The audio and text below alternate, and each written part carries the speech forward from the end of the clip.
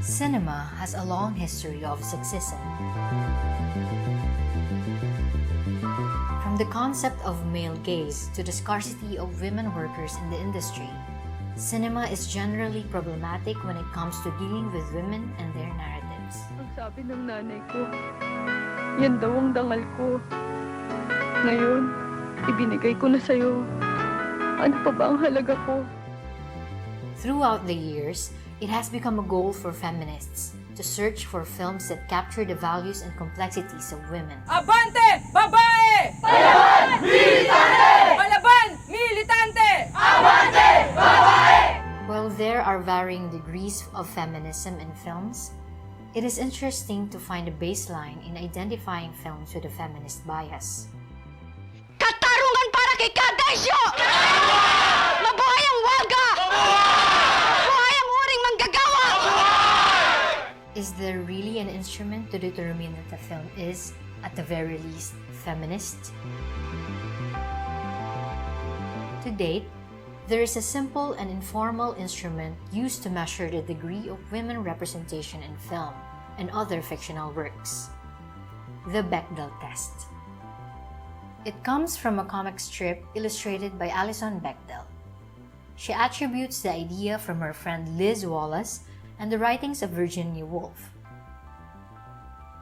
In the comic strip, a character ascertains that the film is only worth viewing if it passes 3 criteria.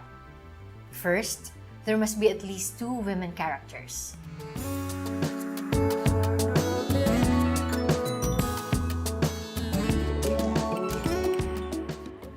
Second, these 2 women characters must talk to each other. Oh, kumakinig ka na! Third, they must talk about something besides a man. Pwede red yung pakpak. Kasi allergic ako sa violet eh. Ito na mo. Bad trip mo. Simple. 2 women characters talking to each other about anything but a man. In the recent years, Ang Huling Chacha ni Anita, Everything About Her, Ned's Project, and 4 Sisters and a Wedding all passed the test. These criteria seem basic though. Any feminist you meet will tell you how low this test sets the bar in terms of examining feminist works in the media. Despite this, it is interesting to note that much of the popular films we have today do not pass the test. Many of the highest grossing films in the country fail to pass the test. This is interesting because some of these films are romantic comedies made by female directors targeted mainly for the female audience. Take Amnesia Girl for example.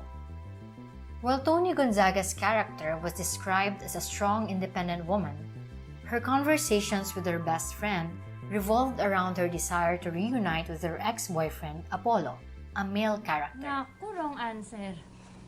Bakit? Ano ba dapat? Dapat wala ka ng pakialam. Kasi the fact na nagagalit ka pa, ibig sabihin may pagmamahal pa. Wala na. Wala na. Okay. Wala na nga. The female characters in the film only talked about a male figure. It is important to note though that the Bechdel test is not a measure of a film's feminism. There are films that pass the test, but they remain problematic when it comes to the discussion of women's issues and concerns. Antoinette Hadauna's Never Not Love You passes the Bechdel test, specifically in the scene where Joanne and her female boss talk about her promotion.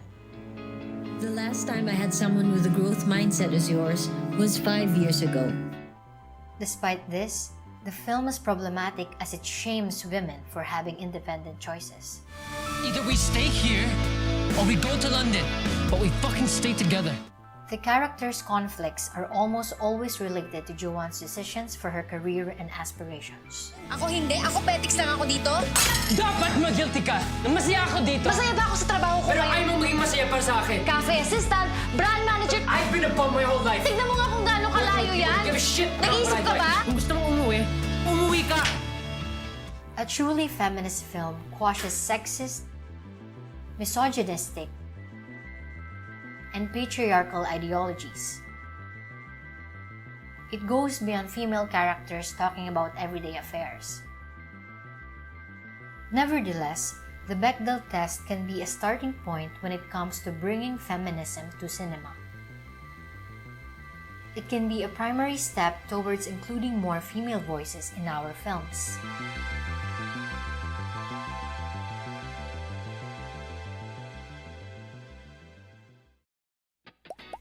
We found this great app developed by Asian feminists that reviews films and determines if they pass the Bechdel test. Download this app and tell us what you think.